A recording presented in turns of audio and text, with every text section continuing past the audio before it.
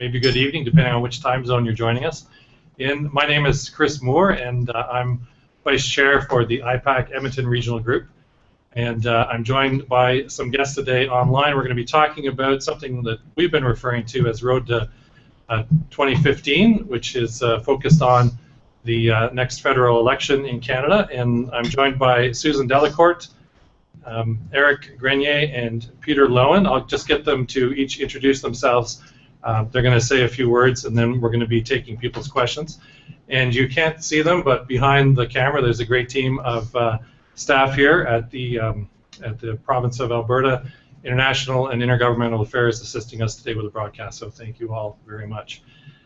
So Susan, maybe I can just ask you to start, if you can, a brief introduction, kind of who you are, what you do, and then give us your thoughts on the road to 2015. Okay. Thanks for doing this. I've never done a Google Hangout before, so this is all brand new to me. I'm going to be talking a bit about stuff that's new. By way of introduction, my name is Susan Delacourt. I am a senior writer at the Toronto Star in the Ottawa Bureau.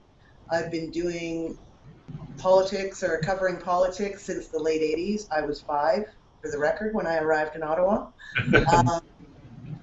So I thought I'm actually happy I get to talk first because I get to say all the easy stuff, which is, and much of the obvious stuff, which is that we are now officially a year away from an election.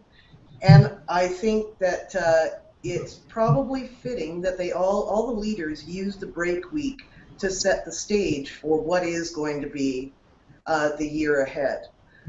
We saw the Prime Minister on the weekend in Brampton warning about the dangers of Ebola and also paying a call on cultural communities there, and I'll get to why that's important. We saw Thomas Mulcair, the opposition leader, NDP leader, unveiling a childcare policy, and I thought rather cleverly preempting the possible snipes against it by saying, can we afford not to? Mulcair has been saying for a while now, trying to rebut this tax and spending charge. Of course I'm a tax and spender, that's what governments do. So I think he has positioned himself as the policy alternative to Harper, and I think we're going to see more of that. Justin Trudeau unveiled his book. It's officially hit the shelves today, but the weekend, in my own paper included, was a sea of excerpts and interviews with Justin Trudeau. Elizabeth May, the Green Party leader, also has launched a book in the last couple of weeks and was touring madly around Toronto and other places last week launching it. I think what you see with all 4 leaders doing this is they're playing to their perceived strengths. I think Harper believes that he is going to be selling himself in the next year as the force of stability in an uncertain world with a lot of international dangers and threats, and he's a senior statesman on the stage. I think it's not a coincidence also that he went to Brampton and to Toronto there. Mulcair, as mentioned, is playing to his strengths too, as a serious polar opposite of Harper, an experienced leader with serious ideas and a well thought out platform.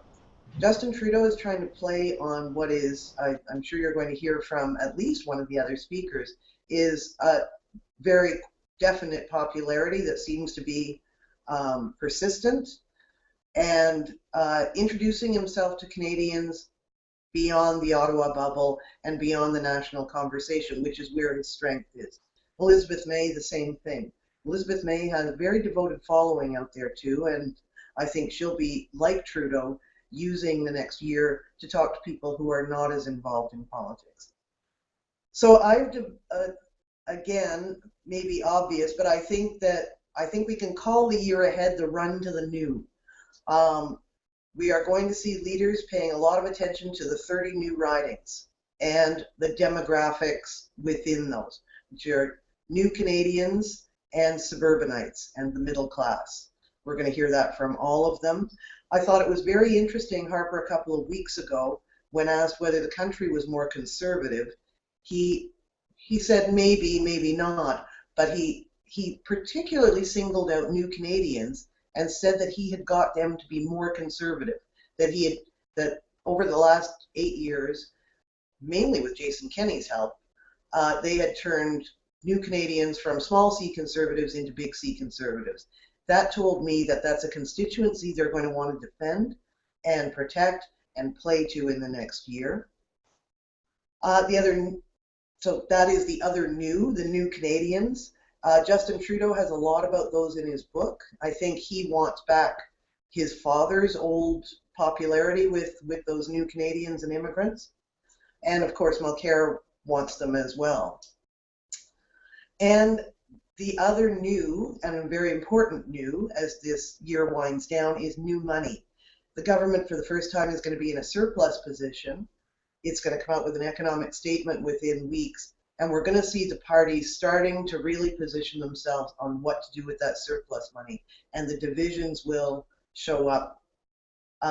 There will be interesting divisions, and I hope it's going to make politics a little more interesting than, you know, attack ads and celebrity stuff. To wind this up, I would say that there are 2 questions here in Ottawa that still animate cocktail and corridor conversation, and they are, when is the election? I don't think it's guaranteed yet that it is a year from now. They could go early. And there is still repeated conversation about whether Harper will stay. Now, of course, we're supposed to know the answer to both of those questions. They're not supposed to be questions. We have a fixed election date.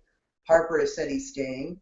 We have had a fixed election date for years, and we have never had an election on that. And prime ministers, in my long experience, always say they're staying until the day they leave. So I think that's still going to be a big topic of conversation, at least until the spring. And that's it. Great. Well, thank you very much, Suzanne. Lots to chew on there. And I'll just remind people that we are using the hashtag #Road to 2015 if people want to start sending their questions in. Of course, if you're watching this and it's archived, we won't be able to answer your questions live. One of the questions I have for you, we'll get back to you after Eric and Peter speak, your comments about Brampton. I'm very intrigued by that. I follow the politics there very closely. And not only in Ontario this fall, but in BC, Manitoba, and I believe in Nova Scotia, we've got some significant municipal elections happening, and some shifts, you know, that are possibly going to happen as well. But we'll get to that in the questions. Eric, if you can introduce yourself and give us your perspective as well. Thank you. Sure. So yeah, my name is Eric Grenier. I'm the founder and author of 308.com, which is a website dedicated to political polling, and I'm also contributing to the CBC and to the run-up to the next election. So since my focus is always on polling, I thought the 3 things that I'd talk about in terms of what to look for in the next year would be related to polling. So the first one for me was the question of whether the Liberal lead that they currently have in the polls is going to hold. So the Liberals have been leading since Justin Trudeau became leader, so that's April 2013. So now they've been leading for about a year and a half, and we've seen the numbers go up and down from poll to poll. But as generally speaking, the Liberals have been leading, and pretty much every single poll, we're talking about 60 or 70 by now, since he became leader, have shown the Liberals ahead. So the question for me is whether that lead is going to hold for another year. Now, of course, there's going to be another year before the next election. Allegedly at least, and things can change. If we think about 2010, 2011, you know, what changed there was a earthquake proportions kind of thing. But then if we also think about the election before that, 2007, 2008, the polls in 2007 more or less showed what the result was in 2008. So it's not necessarily a given that things will change between now and the election. So that's something to look for in terms of whether it will change or not. And if it doesn't change, what I would be looking for is how the other parties are going to react to that. The New Democrats are already trying to lay out contrast between themselves and the Liberals by bringing up policy, while the Liberals have been policy light, and the Conservatives have been going after Justin Trudeau's leadership as a question of whether he's ready to be Prime Minister. So will those strategies, if the polls don't change, if those strategies are they going to hold? Are they going to stick with them? Are they going to change strategy and take a new tack? So on the question of leadership, I think that is the second thing that I would look for over the next year in terms of leadership numbers. They can often be more telling than the horse race numbers because there can be quite a difference between the party you'll vote for and the person you want to vote for. Jack Layton always had pretty good personal numbers, but it wasn't until 2011 that they became votes. So if we look at the numbers right now, what they're showing is that again, Canadians are still preferring Justin Trudeau over Stephen Harper for Prime Minister. The numbers are generally the same as with the voting intentions. So you'll have Trudeau in the mid-30s, you'll have Harper around 30, and Mulcair maybe in the low 20s, and that's pretty much where the parties have been as well. So that's one thing to look for, is if that's going to change. The Conservatives and the New Democrats are both going after Trudeau in terms of his leadership preparedness, and we'll see with those leadership numbers whether that is going to change. So the other thing with the leadership numbers to look at is the approval ratings. What we've seen, Harper's approval ratings have been low. If we, they often talk a lot about Barack Obama's numbers being in the low 40s as if it's a disaster. Harper's numbers have recently been in the low 30s. So that's pretty low for a prime minister, but if he can get it up to around the high 30s to the 40, then he can win an election, because that's what you need in Canada. But they've been low for quite some time, so it's something to see if he can change that, if he can improve his popularity. For Trudeau, his approval rating, since he became well known and sort of settled in terms of his support, his approval rating has been in the mid 40s, and it's been stuck like that for about a year. But what's been interesting is that his disapproval ratings have been increasing. They started quite a bit lower, maybe in the high 20s, low 30s. Lately, they're in the mid 30s to the low 40s. So he's starting to become more of a polarizing leader, where there's a large group of Canadians who like him, and then there's an increasing number of Canadians who dislike him. So his numbers for the people who don't express an opinion, they've been dropping. But rather than his approval rating increasing as those people form an opinion, it's been his disapproval rating. So that's something to look at if he's going to become this sort of polarizing figure. And for Thomas Mulcair, his approval ratings are usually as good as Trudeau's or better. And we recently saw a poll that showed him having over 50% approval rating. And his disapproval rating is usually quite low, but the percentage of people who say they don't have an opinion about him is usually quite high, usually about 30%, 35%. And so for him, he's been leader longer than Trudeau. He still has to introduce himself to Canadians a little bit. And the question is whether, when he does, if those people will like him or not. But because he's in the third party position, like Jack Layton, his approval ratings aren't necessarily turning into votes. So the question for Mulcair is if he's going to be able to take that sympathy he has and turn it into political support at the ballot box. So the third sort of topic to look at over the next year for me is Quebec. It's been a while since Quebec has been electorally significant. The Bloc has always taken 50 seats off the table, which limited the importance of Quebec to more or less the equivalent of the prairie provinces or something like that. But now that the Bloc is in decline, there's a whole swath of seats that are up for grabs, and so Quebec is going to play a decisive role, not necessarily in choosing the government. The Conservatives are stuck in Quebec at around 15%, and they're not moving from there. And that's where they've been. That's where they were in 2011. But it's more of a question of if Quebecers will go over to the Liberals in enough numbers to give them the seats they need to surpass the Conservatives, or if the New Democrats will stick as the favorite party in terms of seats and sort of ensure that at the very least we're in a minority situation and could decide whether or not it'll be the Liberals or the Conservatives in first. Again, if nothing significant changes, of course, the NDP could end up leading in the polls by then. But all else equal. So right now, most of the polls, there was a poll yesterday that didn't show that, but most of the polls have the Liberals ahead province-wide, high 30s to around 30 for the New Democrats, but the NDP is always ahead among Francophones, and Francophones make up the vast majority of voters in the vast majority of ridings in Quebec. So that number is actually more important. The Liberals could end up winning more of the popular vote, but losing the seat count, because the NDP will have the advantage outside of Montreal. So the question there is whether the Liberals will be able to turn that deficit into surplus in terms of support in Quebec, because they will need to have quite a big lead over the New Democrats unless they can improve their numbers among francophones in order to win enough seats. And then the thing to just still keep in the back of our minds is that the Bloc Québécois is polling really badly right now, 15%. That's even lower than the 2011 disaster. Mario Beaulieu, he's been really not very good as a leader so far. His approval ratings are really terrible, worse than Harper's in Quebec, and Harper's not very popular in Quebec. So the Bloc is not poised to make any sort of comeback. But there's still a group of Quebecers that are going to vote for a Sovereignist Party if they have the chance.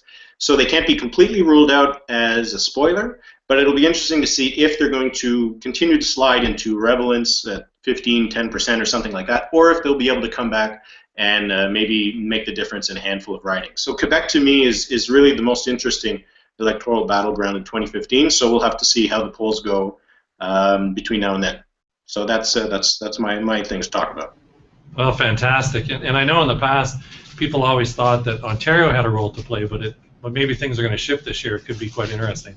When we get to the questions, one of the things that I'd like to ask you about is that whole connection between polling and social media activity and the kind of the art and the science behind that. Who's active and who's not, and what the people are thinking as well. So thank you for your insights, and we'll move on to Peter Loewen.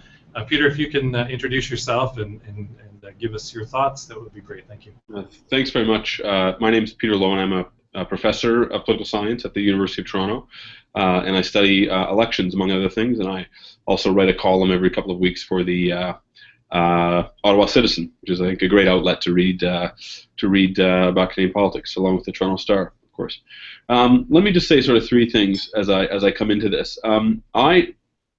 I think forecasting is a mug's game for sure. So I think we can, I don't want to make any bets, certainly on even odds at this point, about what's going to happen in the election. But as I structure my thinking around it, let me tell you about the three things that I think are worth talking about. One is strategy in the grandest sense, and in that manner, what I mean is, what are the issues that the election's going to be fought over? What's the ballot question? It's a phrase I really dislike, but what's going to be the question of the election? The second is, what are the assets that the leaders are bringing into the election and the parties are bringing into this election, and then how do those assets and those strategies fit together, and do they fit together in a way where kind of the logic of the campaign will sustain them? And then finally, there's some unknowns we should talk about. Let me say that what I see occurring here is the following: the Liberal Party of Canada has labored under the misapprehension for a long time that its greatest asset is being a centrist party. There's theoretically no reason why being a centrist party is good if you have two competent parties on either side of you, and if politics is one-dimensional. For a long time, politics in Canada wasn't one-dimensional. It was fought over a certain set of issues outside of Quebec, and it was fought over a certain set of issues inside of Quebec. And the Liberal Party was fortunate and was strategic enough to find itself on one side of those issues in each of those places, and it was advantaged by that for a long time. I think elections in Canada are increasingly being fought over economic issues, and that's a point in time at which it doesn't help to be a centrist party where you have a little bit from one party and a little bit from the other. So I think really the dimension that we're on now is the dimension that nearly every other country is on, which is a social kind of economic fundamental dimension of political competition. That's not good for a centrist party. So stick a pin in that for a second. The second thing I need to consider is, what are the judgments people are going to make about leaders? And I think what's setting up in this election is that both Mr. Harper and Mr. Mulcair have made a calculation that the thing that they both are best at is appearing not to be charismatic or sort of likable in some sense, though I think each of them actually has some of an element of that with their base, maybe Mr. Mulcair more than Mr. Harper, but they're experienced and they're tough people, and they betray a certain edge to them, which is something that some people look towards when they are thinking about electing the leader of a G8 country. I think Mr. Trudeau has a large number of assets, but I don't think command of the world is one of those things. So I think that the strategic incentive in this election for both Harper and for Mulcair is aligned, and it's to make the election one about experience and about ability to lead a country. right? And I think it's aligned in the sense that both plays to both of their assets, and it separates them from Mr. Trudeau, who is obviously an incredibly talented person, and I think continues to exceed expectations of those watching Canadian politics, but has a hard time making the argument that he has gravitas, as they might say. The second thing, from a strategic standpoint, I think, is that Harper is going to take a position that's different from the other leaders in this, right? And if you go all the way back to that HST cut in 2005, 2006, there you see the logic of the way he governs, right? He's not going to choose things which are actually the most economically efficient policies, and I don't think we can fault him for that, given the kind of economic policy that most Canadian governments have put in place for the last 50 years. Time and again, they make decisions about favoring some groups over others, and they don't choose the most efficient policy. But Harper's play was cut the HST, and why do you cut it? You cut it because it's visible and it's credible. And every time people go to pay for something, they're paying 13 points rather than 15. They can see the tax cut that he's made. Similarly, he's going to come in with his budget surplus and do something that's going to put a quantifiable amount of money in people's pockets, and they're going to understand it. You income split, it's not hard to deduct your spouse's marginal rate from your own and then figure out how much more money you have in your pocket. Harper puts a clear policy out where he's going to return money to people's pockets. That's the center of it. On Mulcair's side, he nails the color to which the mass to which he nails his colors is something like $15 a day daycare. Will we ever get there? Who knows? Doesn't matter all that much. They've got it in Quebec. He can claim he wants to export it across the country. And he puts out a clear policy like this. In the middle is Mr. Trudeau saying something like, well, I'll roll back some of what Harper's doing. Well, I'll do some of what Mr. Mulcair is doing. And on both sides of them, you have leaders saying, we have clear visions, we disagree, but at least we're clear about what we do. And this guy can't even kind of manage to bring forward a clear policy on this. I don't think, frankly, that the middle class argument that Justin Trudeau's been making for a long time is actually borne out by the evidence, actually. And I don't think it's borne out by people's experiences, not least because we didn't experience the kind of devastation that was experienced in the United States in 2008. So I think what you've got here is two leaders who can really claim to say, I'm tough, I may not be likable, but I'm tough and I'm clear, and we have clear policies and we disagree, but in the middle we've got someone who, for all of his likability, isn't up to this job. Certainly the odds are very high for Mr. Trudeau right now. None of this is to say that he isn't the front runner. I wrote an article about a year ago saying the fundamentals favor Harper. I would probably revisit that at this point in time. But it's to say that's where both Harper and Mulcair are going to try and push the debate. And that's important, right? Because leaders can push the debate. So I think their strategy is to polarize, to make the election about experience, and that plays to both of their assets. Finally, very quickly, three unknowns. Who knows how this Duffy trial is going to play out? That's there, and it doesn't reflect well on the Prime Minister. It doesn't reflect well on that caucus. And I think it doesn't, not least because, Mr. Harper's government has been clean in a lot of respects, but it's been so much machination and so Machiavellian that it doesn't give you, this is worse than kind of just personalized corruption in some sense. It's institutionalized malfeasance or kind of underhandedness, and that's not good for Mr. Harper, potentially. The second is, who knows what's going to go on with the market, particularly with oil prices. If you wanted to forecast elections, you wanted to do it with exogenous information, you'd take market performance, unemployment rates, and you could predict elections pretty well with that. Finally, who knows what's going to happen with Mr. Harper. I think he has every inclination to hold on. I think he's worked very hard to get here. I think it's the only thing he cares about. For him, the idea of joining a corporate board or going off and doing something else has no appeal. So I think he'll try and hold on, but there are people in that caucus who think they could get a good run at it if they had just enough runway. And that might be just a few months is all they think they need. So let's see through the spring when revelations start to come out how much pressure can be put on Mr. Harper, if any can be, and how much those screws can be turned. And we'll see if he'll hold on. So that's all I have to say, but I guess it was a lot. Thanks. That's great. Thank you, Peter, and thank you to everybody for not just your thoughts and perspective, but your time. Peter, when you're talking about kind of some of the issues with the caucus and that, I was reflecting on a recent audit that the provincial auditor in Alberta did, and he had a term for kind of this behavior, and he referred to it as the aura of power. And I'll just leave it at that. People in the room know what I'm talking about.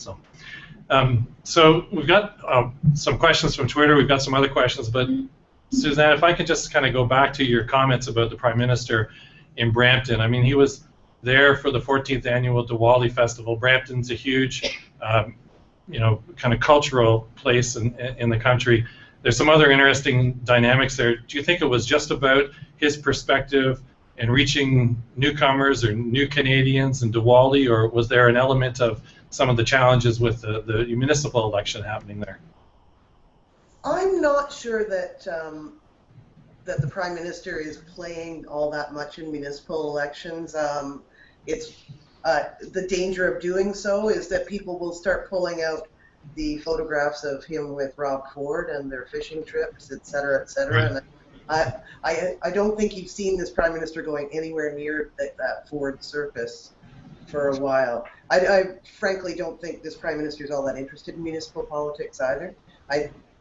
Provincial, yes, but I think this is very much seeding. Brampton is one of those areas ringing the large cities where the new ridings and the new reality is being created, and right.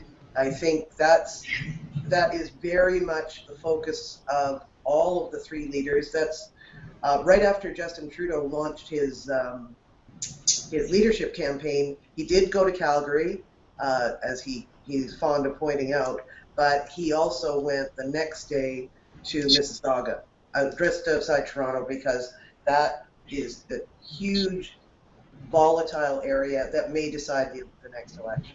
Right. Great. Thank you. And we have a question from Twitter, and I would encourage people to send them in at the hashtag #RoadTo2015. I'll just open it to the panel. Dan Rose asks, with the slump in oil prices, no pipelines, unresolved trade issues in the agricultural sector, and labor concerns in Alberta, how will Harper reconcile that? So any perspectives on that? If I might, I think the oil question is a good one. I mean, there's a certain amount of uncertainty in the market right now, obviously, and I think no one really wants to be looking at their broker statements for October and November right now. But I don't think we have a collapse coming. Employment looks pretty strong. I think employment looks strong through the year.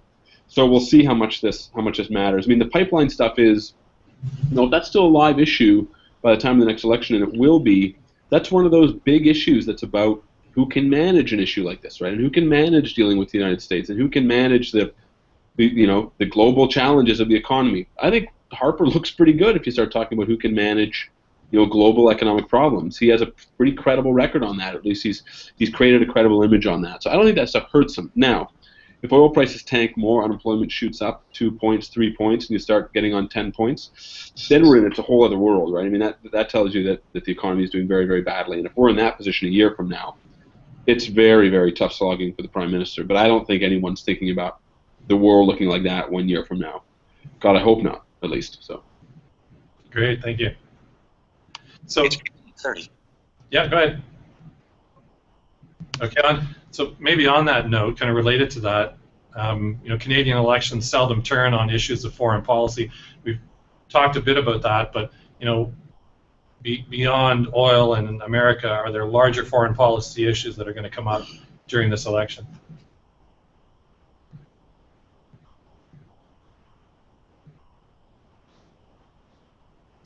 I'll take a little stab at that. Great, thanks. I agree with Peter. I think that if you see things with the leadership overlay, that it is there is an element of foreign policy. It's who can handle these things.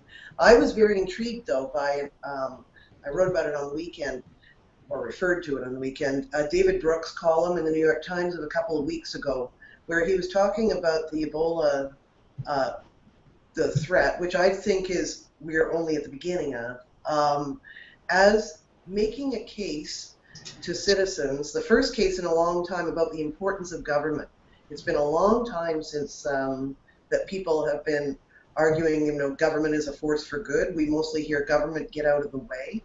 That's definitely been the prevailing kind of conversation here. That's sort of the price of admission into any kind of conversation. But I think there's been a sense, and Eric and Peter would know this more, mine is just anecdotal, that I think people are almost a little bit tired of hearing the government get out of the way thing, and that government can't do anything, and that all government should do is deliver tax cuts. And I think there is going to be a conversation in the next election about what do governments do to knit us together, and that does have a foreign policy component to it because of the crazy threats that seem to have risen up in the last couple of months.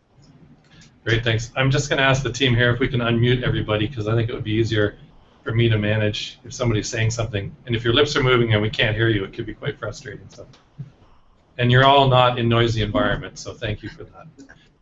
Anybody else on kind of foreign policy related to the election? Well, unless Peter, you wanted to say something? Yeah, go ahead, Eric. Well, just just to think about recent influence of foreign policy on at least again from the polling perspective.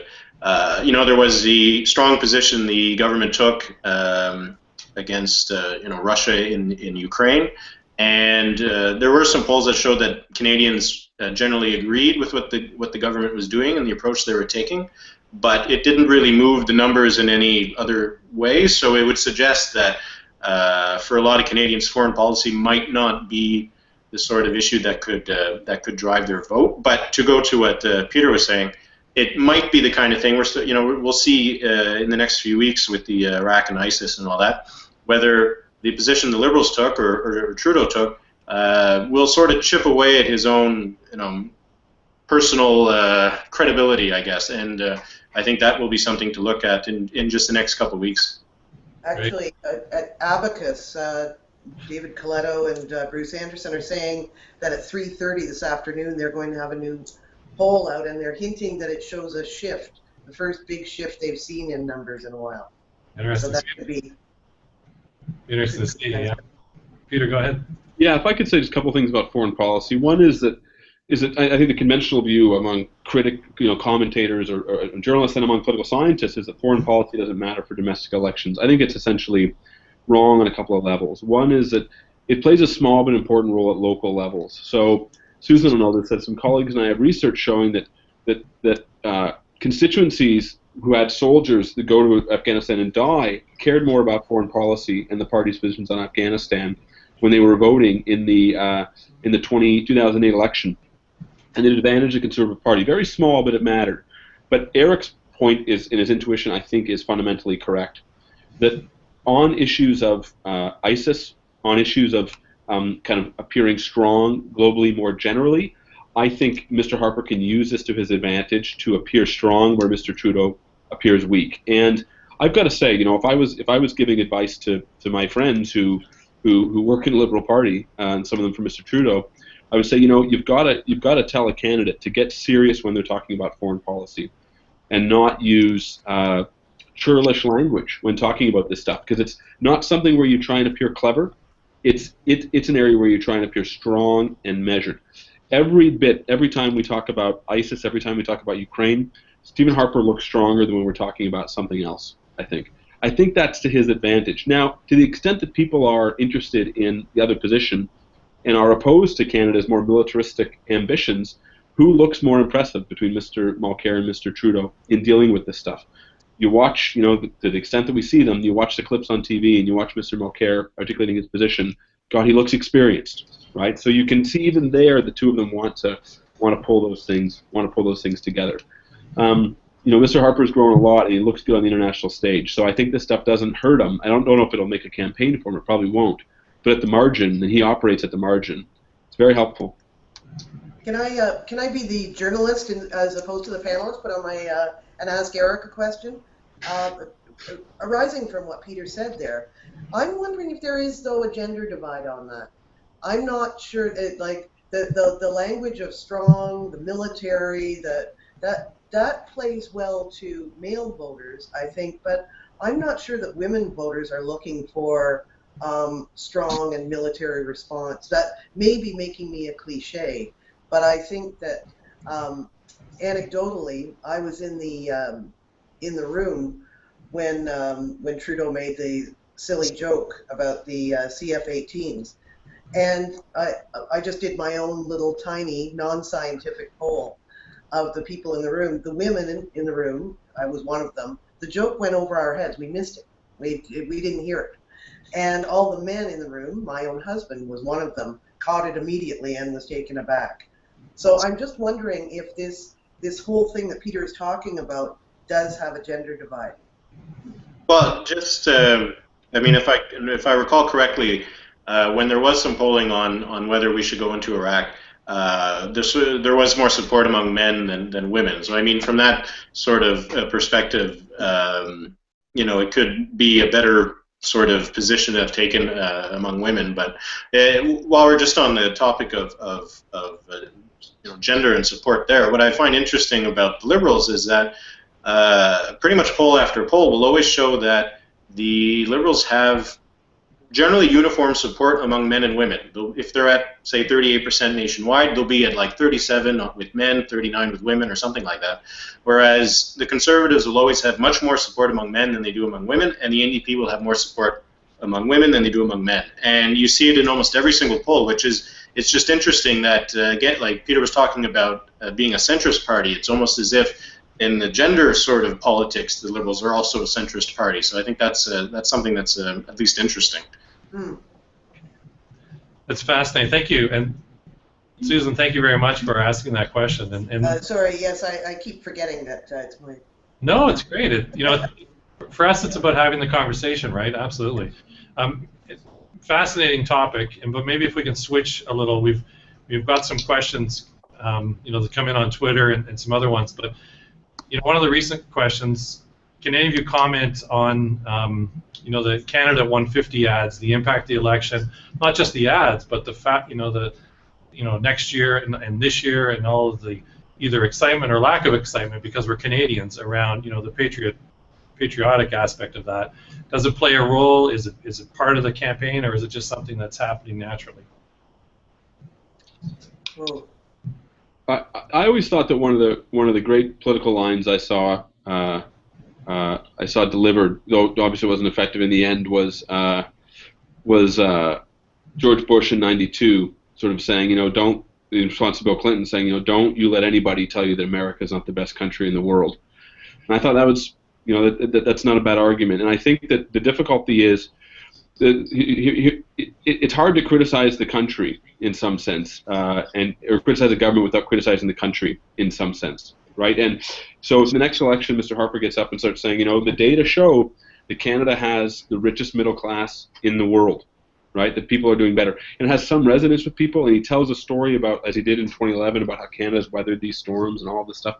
You know, that's a tough message to then come in and say, no, you know, we're actually a lot worse than the rest of the world says that we are. You know, Hillary Clinton says we're doing really well, but she doesn't know we're actually really badly. The New York Times says we're doing really well, but no, it's wrong as well. Things are really bad.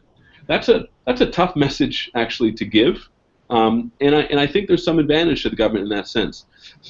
You can then say things like, well, we can be better, or we should be doing this, or we should be doing that. But if you fundamentally try to criticize the economy on performance or the country on performance, it a couple of steps down the game tree helps out the Prime Minister quite a bit. So I think that kind of patriotism and the sort of excitement about where Canada is going, to the extent that there is any, is certainly helpful for the government, because they can make those arguments, you know, and they can make those responses to the criticisms of their opponents. Sorry, Susan, go ahead. Well, go ahead, Eric. I'll go last. Well, just a point about the ads themselves. I'm not sure how many people have seen them, but they're decent, I suppose. But I'm not sure how Canadians aren't exactly too interested in history and their own history. I find, and my background is actually in history, so. You know, in the United States, there's this myth about the founding fathers, and they're you know, almost referred to as Bible, you know, from the Bible or something, in terms of what their intentions were. But I think if you ask Canadians, name two founding fathers, they might be able to name Sir John A. Macdonald. Maybe that's it. And so I think for a lot of Canadians seeing these ads, they might be like, oh, okay, I don't really know much about this. And so if it doesn't already speak to something they're aware of, it's not the kind of message that I think will resonate all that strongly. In Canada, the way that history is taught, you can get a high school diploma in some provinces with, I believe, not even taking a Canadian history course. So I think these kinds of ads, the Conservatives have used them before. My own personal opinion would be that they're going to fall flat because most Canadians aren't going to really care about what's being discussed in them. Yeah, I would have to agree with Eric. I did a book about some of this business about marketing and making its way into politics, and it's my, again, non-scientific contention, but a bit research, that I think there was far more likely a chance in the 1967 centennial year that people would attach patriotism to a government, that they would celebrate a government and reward a government for a sense of patriotism they felt about a national party. I think thanks to marketing and stuff, I argue that people feel a whole lot more patriotic about Tim Hortons and Canadian Tire than they do about this government. And you can love Canada without loving the government, and I think a lot of people do. And I'm not entirely. I think some of the people who in government still believe that you can knit those things together were probably around for the centennial year. I think your comment about Canadian Tire and Tim Hortons is like a quotable quote. So that's fantastic. I could sell you a book about the subject. And it's a very good book. I believe I wasn't fishing.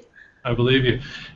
We talked a little earlier about Quebec and some of those dynamics and geography. One of the questions we have in on Twitter is from any of you, any thoughts on if the Liberals or NDP will gain any seats in Alberta in 2015?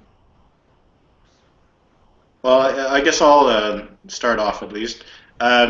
If we're going just by what the polls are showing now, the New Democrats are polling at just about where they were in the 2011 election. So from that perspective, they're not poised to make new gains. But some of the new riding boundaries are a bit more beneficial for them in Edmonton. So if they do go up a few points, they could actually maybe take a second seat. The Liberals are actually in a much better position. They I think I'm just going off my memory now, but I think they were at 9% or something like that in 2011. But lately they're anywhere between 20 and 30%, which is certainly enough to put them in range of a couple seats, maybe as many as 4, that sort of thing. Again, the riding boundaries have sort of added some new ridings to Edmonton and Calgary, where the Liberals generally do better. So there could be a possibility that the Liberals could take a couple seats in both Edmonton and Calgary.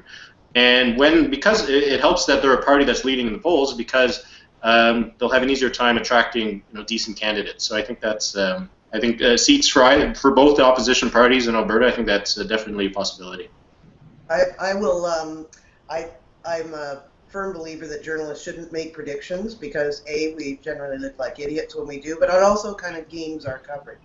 I will point out, though, in reply to that the NDP and the Liberals both went out to Edmonton, as you know, this summer. Parties don't go out to hold caucus meetings in places where they don't think they have a hope. I think they were both feeling kind of buoyant about the idea that they could. I noted with some interest when I was out there that Conservatives were caucus members and Conservatives were spending a great deal of time lurking outside the Liberal meeting at the Edmonton Hotel, and I thought, why would a government or a party that felt confident be doing that? But great, thank you. And we've got some questions around kind of the federal civil service, so I'm going to ask that, and then if you can answer those, then we're probably in time for any wrap-up thoughts that you have before we get off the air.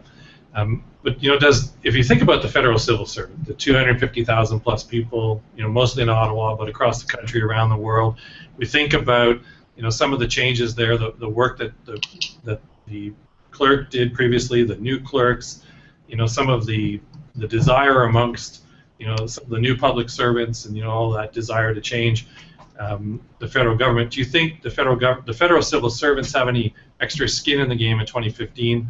and will there be any outcomes that affect bureaucrats in any noticeable way? So I know a lot of the people watching the webcast are public servants, so there's a real interest in that. Ooh, that's a tough question. The mere suggestion that they have skin in the game is toxic here in Ottawa, as you know.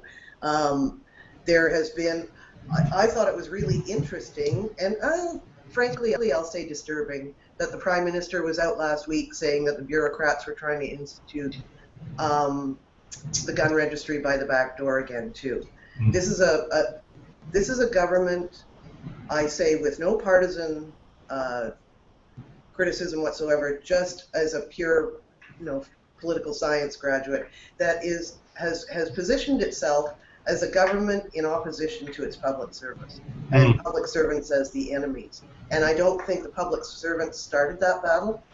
I don't think it's been very constructive. I think it's been highly political.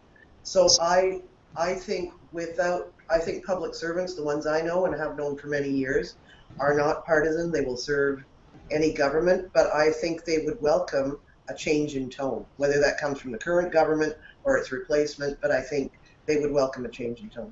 No, that's great perspective, and we've seen, not just in the federal government, but in other orders of government, where the public servants are kind of the official opposition of the leadership, and it's not a healthy thing. Right. Peter? Yeah, if I could add to it a bit, I mean, I think that let me echo Susan's comments. I mean, I think it's been really unhelpful in some ways, even for the government for itself, to be so oppositional to the federal civil service. Let me say there are two ways you can downsize a civil service pretty dramatically. One is you can talk about doing it like Tim Hudak did, and then you can not get elected as a result. And the other is you can just go about doing it. And frankly, the federal civil service has grown in size dramatically in the last 15 years, and it's contracted pretty substantially over the last 2 or 3 years. Frankly, without, I bet, a lot of noticeable effect for most citizens, to any great extent. And that doesn't, I don't know, I'm not going to say that says anything, but I think that Tony Clement and those folks are going to keep trying to contract the civil service to deal with some issues around sick days, to be aggressive on wage bargaining.